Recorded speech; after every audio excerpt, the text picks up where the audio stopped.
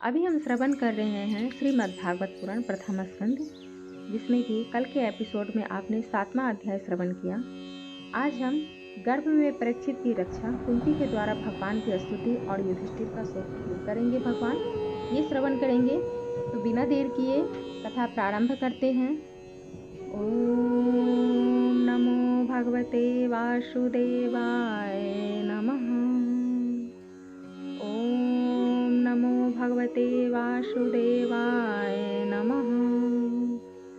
ओम नमो भगवते वासुदेवाय नमः।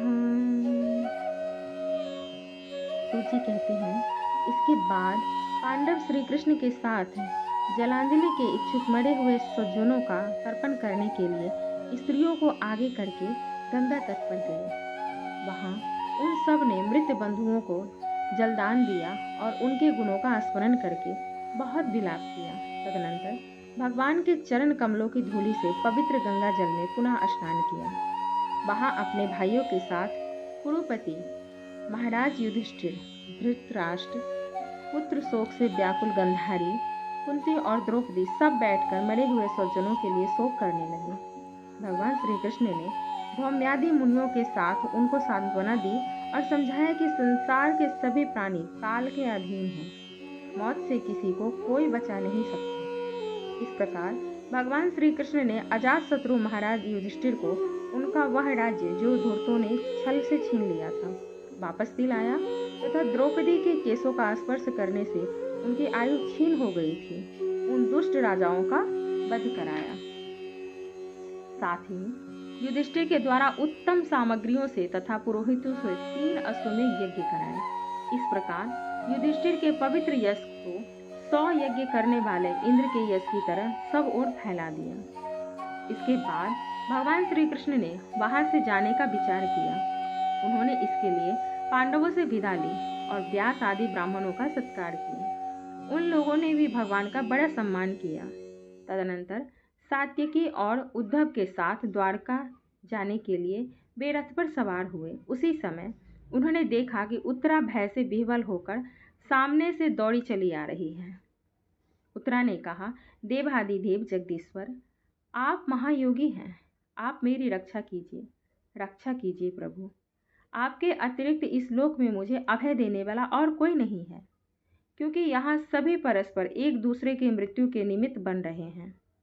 प्रभु, आप सर्वशक्तिमान हैं। यह दहकते हुए लोहे का बाण मेरी ओर दौड़ा आ रहा है। स्वामिन, यह मुझे भले ही जला डाले, परंतु मेरे गर्भ को नष्ट ना करे, ऐसी कृपा कीजिए। सूत जी कहते हैं, भक्त वत्सल भगवान श्री कृष्ण उसकी बात सुनते ही जान गए कि अश्वत्थामा ने पांडवों के वंश को निर्वीज करने के लिए ब्रह्मास्त्र का प्रयोग किया है। सौनक जी, उसी समय पांडवों ने भी देखा कि जलते हुए 5 बाण हमारी ओर आ रहे हैं, इसलिए उन्होंने भी अपने अपने अस्त्र उठा लिए। सर्वशक्तिमान भगवान श्री कृष्ण ने अपने अन्य प्रेमियों पर, शरणागत भक्तों पर बहुत ही बड़ी विपत्ति आ जानकर अपने निज अस्त्र सुदर्शन चक्र से उन निज जनों की रक्षा की। योगेश्वर श्री कृष्ण समस्त प्राणियों के हृदय में विराजमान हैं। उन्होंने उत्तरा के गर्भ को पांडवों की वंश परंपरा चलने के लिए अपनी माया के कवच से ढक दिया। सौनक जी, यद्यपि ब्रह्मास्त्र अमोघ है और उसके निवारण का कोई उपाय भी नहीं है, फिर भी भगवान श्री कृष्ण के तेज के सामने आकर वह शांत हो गया। यह कोई आश्चर्य की बात नहीं समझनी चाहिए, क्योंकि भगवान तो सर्वशक्तिमान हैं। वे ही अपनी निज शक्ति माया से स्वयं अजन्मा होकर भी इस संसार की सृष्टि, रक्षा और संहार करते हैं। जब भगवान श्री कृष्ण जाने लगे, तब ब्रह्मास्त्र की ज्वाला से मुक्त अपने पुत्रों के और द्रौपदी के साथ कुंती ने भगवान श्री कृष्ण की इस प्रकार स्तुति की। कुंती ने कहा, आप समस्त जीवों के बाहर और भीतर एक रस स्थिति हैं, फिर भी इंद्रियों और वृत्तियों से देखे नहीं जाते, क्योंकि आप प्रकृति से और आदि पुरुष परमेश्वर हैं। मैं आपको नमस्कार करती हूँ। इंद्रियों से जो कुछ जानता है उसकी तह में आप विद्वान रहते हैं और अपनी ही माया के पर्दे से अपने को ढके रहते हैं। मैं अबोध नारी आप अविनाशी पुरुषोत्तम को भला कैसे जान सकते? जैसे मूढ़ लोग दूसरा वेश धारण किए हुए नाटक को प्रत्यक्ष देखकर भी नहीं पहचान सकते, वैसे ही आप दिखते हुए भी नहीं दिखते। आप शुद्ध हृदय वाले विचारशील जीवन मुक्त परमहंसों के हृदय में अपनी प्रेममयी भक्ति का सृजन करने के लिए अवतीर्ण हुए हैं। फिर हम अल्पबुद्धि स्त्रियां आपको कैसे पहचान सकती हैं? आप श्री कृष्ण वासुदेव देवकी नंदन नंद गोप के लाडले लाल गोविंद को हमारा बारंबार नमस्कार है, जिनकी नाभि से ब्रह्मा का जन्म स्थान कमल प्रकट हुआ है, जो सुंदर कमलों की माला धारण करते हैं, जिनके नेत्र कमल के समान विशाल और कोमल है, जिनके चरण कमलों में कमल का चिन्ह है। श्री कृष्ण, ऐसे आपको मेरा बारंबार नमस्कार है। ऋषिकेश, जैसे आपने दुष्ट कंस के द्वारा कैद की हुई और चीरकाल से शोकग्रस्त देवकी की रक्षा की, वैसे ही पुत्रों के साथ मेरी भी आपने बार बार विपत्तियों से रक्षा की है। आप ही हमारे स्वामी हैं, आप सर्वशक्तिमान हैं। श्री कृष्ण, कहाँ तक गिनाऊं? विष से लक्षागृह की भयानक आग से, हिडिंब आदि राक्षसों की दृष्टि से, दुष्टों की दूत सभा से, वनवास की विपत्तियों से और अनेक बाढ़ के युद्धों में अनेक महारथियों के शस्त्रों से और अभी अभी इस अश्वत्थामा के ब्रह्मास्त्र से भी आपने ही हमारी रक्षा की है। जगत गुरु, हमारे जीवन में सर्वदा पद पर विपत्तियां आती हैं, क्योंकि विपत्तियों में ही निश्चित रूप से आपके दर्शन हुआ करते हैं, और आपके दर्शन हो जाने पर फिर जन्म मृत्यु के चक्कर में नहीं आना पड़ता। ऊंचे कुल में जन्म, ऐश्वर्य, विद्या और संपत्ति के कारण जिसका घमंड बढ़ रहा है, क्योंकि आप तो उन लोगों को दर्शन देते हैं जो अकिंचन हैं। आप निर्धनों के परम धन हैं। माया का प्रपंच आपका स्पर्श भी नहीं कर सकता। आप अपने आप में ही विहार करने वाले परम शांत स्वरूप हैं। आप ही कैवल्य मोक्ष के अधिपति हैं। आपको मैं बार बार नमस्कार करती हूँ। मैं आपको अनादि अनंत सर्वव्यापक सबके नियंता काल रूप परमेश्वर समझती हूँ। संसार के समस्त पदार्थ और प्राणी आपसे टकराकर विस्मात के कारण परस्पर विरुद्ध हो रहे हैं, परंतु आप सब में समान रूप से विचर रहे हैं। भगवान, आप जब मनुष्यों की सी लीला करते हैं तब आप क्या करना चाहते हैं, यह कोई नहीं जानता। आपका भी कोई न प्रिय है और न अप्रिय है। आपके संबंध में लोगों की बुद्धि ही विषम हुआ करती है।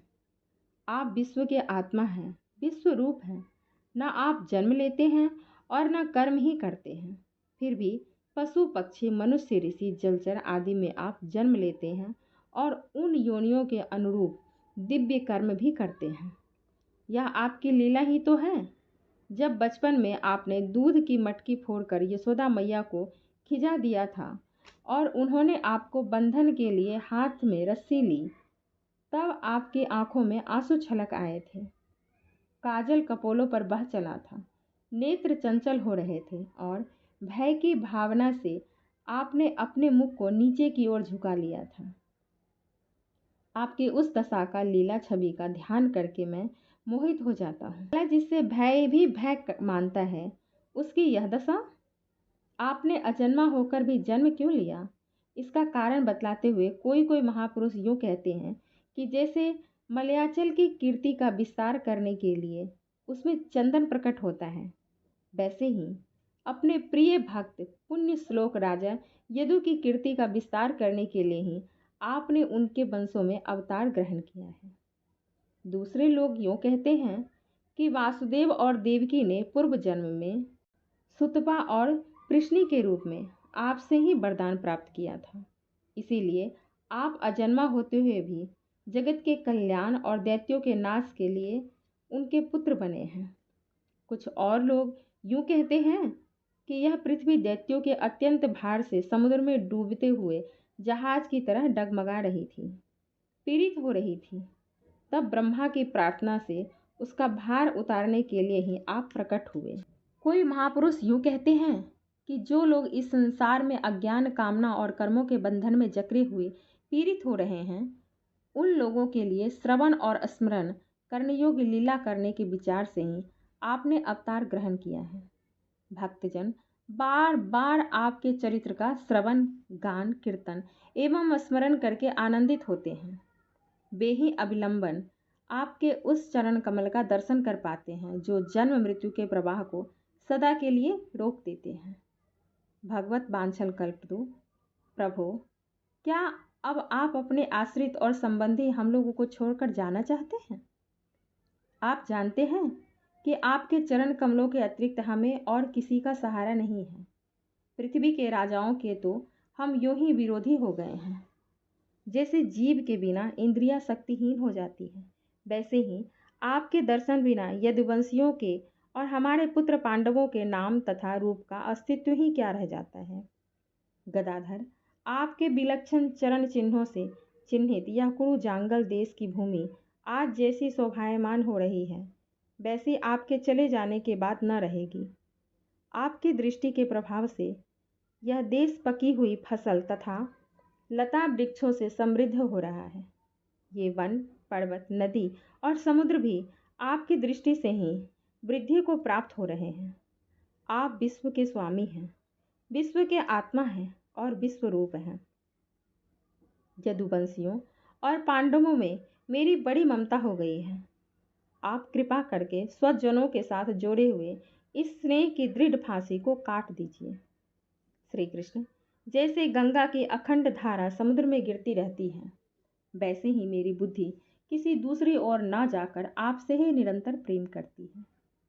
श्री कृष्ण, अर्जुन के प्यारे सखा यदुवंश शिरोमणि, आप पृथ्वी के भार रूप राजेश्वरधारी दैत्यों को जलाने के लिए अग्नि स्वरूप हैं। आपकी शक्ति अनंत है। गोविंद, आपका यह अवतार गौ, ब्राह्मण और देवताओं का दुख मिटाने के लिए ही है। योगेश्वर, चराचर के गुरु भगवान, मैं आपको नमस्कार करती हूँ। सूत जी कहते हैं, इस प्रकार कुंती ने बड़े मधुर शब्दों में भगवान की अधिकांश लीलाओं का वर्णन किया। यह सब सुनकर भगवान श्री कृष्ण अपनी माया से मोहित करते हुए मंद मंद मुस्कुराने लगे। उन्होंने कुंती से कहा, दिया, अच्छा ठीक है। और रथ के स्थान से वे हस्तिनापुर लौट आए। वहाँ कुंती और सुभद्रा आदि देवियों से विदा लेकर जब वे जाने लगे, तब राजा युधिष्ठिर ने बड़े प्रेम से उन्हें रोक लिया। राजा युधिष्ठिर को अपने भाई बंधुओं के मारे जाने का बड़ा शौक हो रहा था। भगवान की लीला का मर्म जानने के लिए व्यास आदि महर्षियों ने और स्वयं अद्भुत चरित्र करने वाले भगवान श्री कृष्ण ने भी अनेकों इतिहास कहकर उन्हें समझाने की बहुत चेष्टा की, परंतु उन्हें सांत्वना नहीं मिली, उनका शोक नहीं मिटा। शौनकादि ऋषियों, धर्मपुत्र राजा युधिष्ठिर को अपने स्वजनों के वध से बड़ी चिंता हुई। वे अविवेकी मोह के बस में होकर कहने लगे, भला मुझ दुरात्मा के हृदय में बद्ध मूल हुए इस अज्ञान को तो देखो। मैं सियार कुत्तों के आहार इस अनात्मा शरीर के लिए अनेक अक्षौणी सेना का नाश कर डाला। मैंने बालक, ब्राह्मण, संबंधी, मित्र, चाचा, ताऊ, भाई, बंधु और गुरुजनों से द्रोह किया है। करोड़ों वर्षों में भी नरक से मेरा छुटकारा नहीं हो सकता। यद्यपि शास्त्र का वचन है कि राजा यदि प्रजा का पालन करने के लिए धर्म युद्ध में शत्रुओं को मारे तो उसे पाप नहीं लगता, फिर भी इससे मुझे संतोष नहीं होता। स्त्रियों के पति और भाई बंधुओं को मारने से उनका मेरे द्वारा यहाँ जो अपराध हुआ है, उसका मैं गृहोचित यज्ञादियों के द्वारा मार्जन करने में समर्थ नहीं हूँ। जैसे कीचड़ से गंदला जल स्वच्छ नहीं किया जा सकता, मदिरा से मदिरा की अपवित्रता नहीं मिटाई जा सकती, वैसे ही बहुत से हिंसा बहुबल यज्ञों द्वारा एक भी प्राणी का हत्या प्राचित नहीं किया जा सकता।